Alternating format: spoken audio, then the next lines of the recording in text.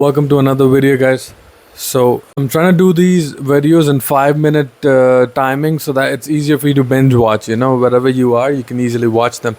So this video is going to be about broker versus carrier versus dispatcher. So most of the times you get into problems as to distinguishing between the three of them. So I'm going to explain to you in this video. We're going to keep it short and simple. So who is a carrier? Okay, carrier refers to the transportation company that moves the freight. Who's the shipper? Shipper is the person who has the freight.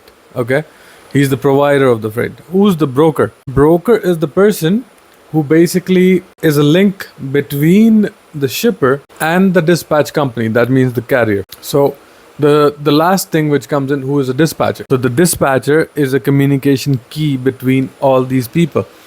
And most of the time, you think basically operation wise, you should be thinking in terms of how to improve the carrier side of operations.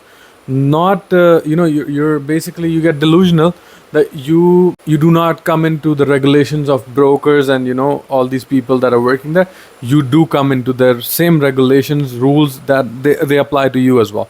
So you need to make sure you're basically updated with all the rules and regulations that are within your province, and then act accordingly. But your best interest is to basically work in your carrier's interest. So there can be three types of scenarios here.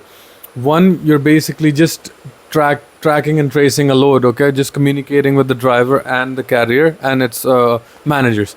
Second, you're basically selling a load off from the link at a commission. You're working for a carrier for a commission, a flat commission.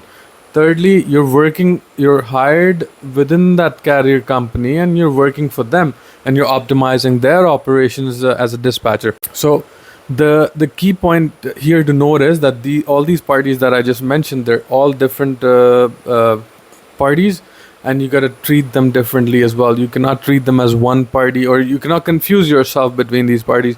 You got to make sure you're clear about these terms moving further into the course. So like, these are some of the main key differences between these parties. So basically in this course, we're going to be focusing on the carrier side of dispatching, the practical carrier side of dispatching, you working for a carrier. Towards the end of the course, I can give you some tips on how to become an independent dispatcher. That means you're just working with carriers on based of commissions. And then next video coming up is about, is dispatching still worth it? So make sure you subscribe the channel, you like this video, and then you basically catch on these videos that I'm posting. My target is 2 videos to 3 videos every day, and I hope to see you there in the next video. Thank you for watching.